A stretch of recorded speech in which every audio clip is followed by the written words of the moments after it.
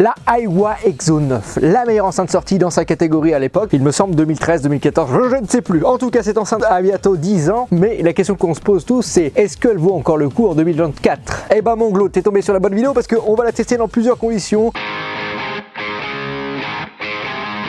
Alors déjà, comme tu peux le voir à l'avant de la boîte, on a le logo Aiwa avec la référence du produit. Home Stereo Zoom of the Go. Excusez-moi pour mon accent, il est toujours aussi franc-anglais. Parce qu'on a un son stéréo sur cette enceinte, on va le voir avec la configuration audio. Là, on peut voir que elle avait 5 étoiles sur Amazon. Hein. C'était le meilleur rapport qualité-prix sur le marché.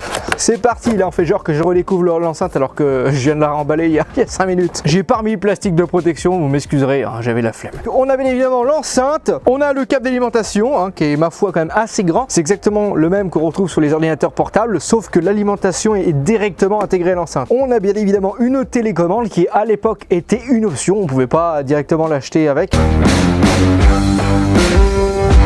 Esthétiquement parlant, on est sur une enceinte 100% en plastique et c'est pas le plastique des meilleures qualités possibles. Si tu fais tomber l'enceinte, il y a des chances qu'elle y reste. Donc on peut voir qu'à l'avant de l'enceinte, on a une petite molette pour régler le son. On a le logo Aiwa en relief avec une imitation argentée. Sur le dessus, on a des boutons tactiles, play, pause, le link qui va servir à connecter une deuxième pour avoir un son stéréo. Contrairement à ce que certains pourraient croire, ces boutons ne servent pas du tout à changer de musique. C'est uniquement les boutons pour l'équaliseur. Donc pour changer de musique, il faudra automatiquement passer par son smartphone. On a également la possibilité de connecter l'enceinte en NFC, l'écran LCD qui va nous indiquer les différents équaliseurs et le pourcentage de batterie. On n'a aucune animation pour nous dire le pourcentage du volume, ça se passera automatiquement sur le smartphone. On a un petit liseré argenté pour séparer en fait la grille acoustique au panneau de contrôle. Bon, sur les côtés il n'y a rien, c'est à l'arrière que ça se passe, mon Claude. À l'arrière on a une poignée pour transporter l'enceinte avec un revêtement en caoutchouc pour éviter qu'elle glisse. Derrière comme ça je suis pas extrêmement fan, j'aurais aimé qu'il fasse une sangle. On a les vents basse réflexe et les différentes connectivités, le port de chargement, le port auxiliaire USB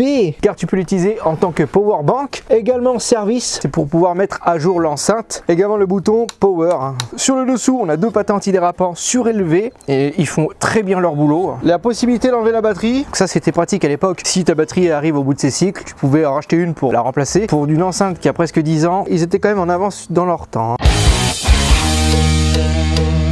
Comment on peut écouter la musique sur cette enceinte? En jack 3.5, donc tu pourras la brancher à ta télé, mais également en sans fil avec le Bluetooth 4.2 aptX. Et attention, c'est du aptX, autant dire qu'on avait le summum de la qualité pour l'époque. Donc la télécommande, à quoi elle va servir? À pouvoir en connecter une deuxième en stéréo, également à monter et baisser le volume, changer la musique. Vous pouvez changer l'équaliseur, c'est exactement les mêmes boutons qu'on retrouve sur le dessus de l'enceinte, mais également, pourquoi il y a un cadenas sur le Bluetooth? C'est la plus grande importance d'avoir cette télécommande. Le Bluetooth, il n'y a pas de sécurité, c'est-à-dire que tu n'as pas appuyé longtemps sur le bouton Bluetooth à apparaître un nouveau téléphone. Tout le monde est libre de se connecter sans mot de passe, sans rien. C'est-à-dire que toi, ça m'est arrivé en soirée ou en anniversaire que je mets ma playlist et qu'un blaireau, il va dans ses paramètres Bluetooth, il voit oh là, Aiwa, ce serait pas l'enceinte qui joue de la musique, il appuie dessus et il se connecte. Du coup, ils peuvent faire des blagues en mettant des musiques de merde quoi. Et justement, cette télécommande va servir à bloquer en fait le Bluetooth pour éviter que d'autres personnes se connectent à l'enceinte. Il y a un truc qui est pas mal sur cette enceinte, c'est qu'on a un équaliseur 5 bandes. Tu peux tatillonner vraiment le son de manière claire et précise. Également, on en a plusieurs prédéfinis.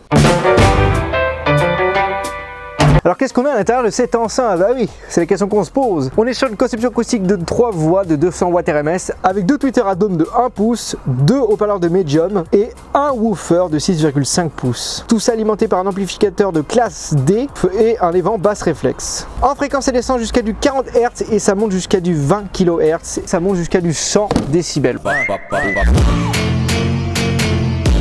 Alors on a le bundle de l'Exo 9, hein, c'est un sac transportable qui est plutôt pratique. On a différentes poches pour mettre par exemple la télécommande ou le câble de recharge. On a également une petite fermeture éclair à l'arrière hein, qui va permettre de libérer les vents pour qu'ils puissent s'exprimer. Et également une petite fermeture éclair pour laisser passer le câble de recharge. Et quand tu as ouvert le sac, tu as un filet pour laisser passer le son. Mais un sac qui est plutôt bien pensé. En plus, il y a des patins antidérapants striés sur l'arrière du sac, sur le dessous du sac pour éviter que justement le son se répartisse sur le meuble, qu'elle glisse. Donc ça a été pensé pour le transport, mais également pour une utilisation et une écoute dans le sac.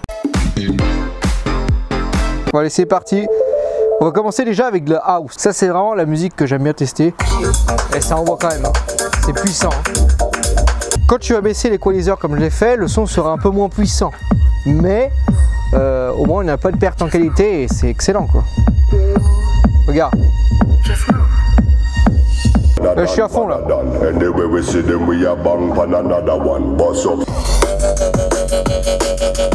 Mec, je suis à fond là. Il n'y a aucune distorsion. Les aigus sont nickel. Là encore un bon équilibre. Oh là là là, excellent. Test, bon, la Manglode, on va tester la Aiwa Exo 9 à 40% du volume.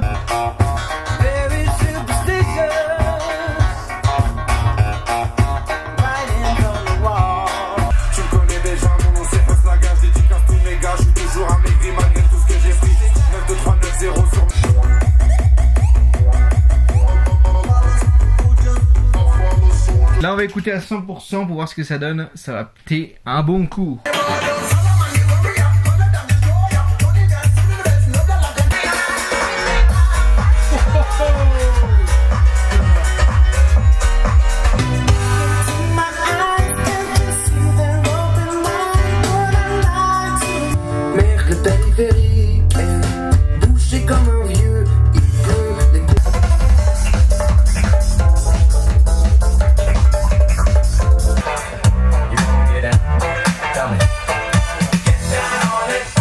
Écoute-moi cette musique Manglode si ça pète pas.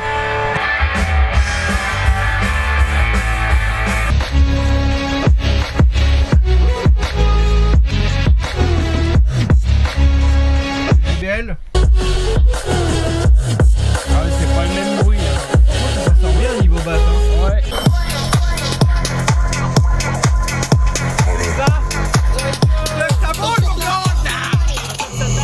Get money, motherfucker, get money.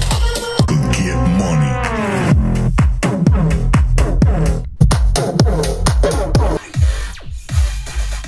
Vas-y, on met la Aiwa. Ah ouais. Ouais, quand même pas photo. Mais après, la différence n'est pas flagrante non plus. Hein. On met un boombox, vas-y.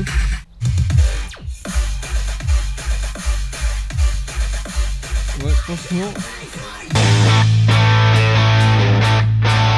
Alors qu'est-ce que je pense de la qualité sonore? Honnêtement, c'est encore une fois aujourd'hui mon enceinte préférée. Alors oui, elle a pas un son aiguicheur comme les JBL avec des basses bien profondes et pâteuses et boomy hein, pour certains modèles. Là on a une basse propre, nette, qui est à la fois profonde et percutante, sans faire trop d'excès, sans prendre le dessus sur le reste. On a également une bonne présence au niveau des médiums avec des voix qui vont bien ressortir, des voix chaleureuses pour les voix graves, des voix douces pour les voix féminines. Également au niveau des aigus, tous les détails seront bien retranscrits, tout sera bien séparé, on n'aura pas un smilblick ou un mélange de tout et de rien. Là franchement toutes les fréquences sont bien séparées, c'est le fait d'avoir un haut-parleur 3 voix et ça a quand même son avantage. On a une bonne scène stéréophonique et surtout qu'à 100% du volume, cette enceinte, il n'y a aucune distorsion. Ça grésille pas, il n'y a pas de grondement au niveau des basses, on a une basse toujours claire, propre et précis, tout reste équilibré à 100% du volume. En termes de puissance sonore, c'est beaucoup moins fort qu'une Party Box Club 120, mais on a un son plus propre, c'est appréciable d'écouter de la musique à 100% sur cette enceinte.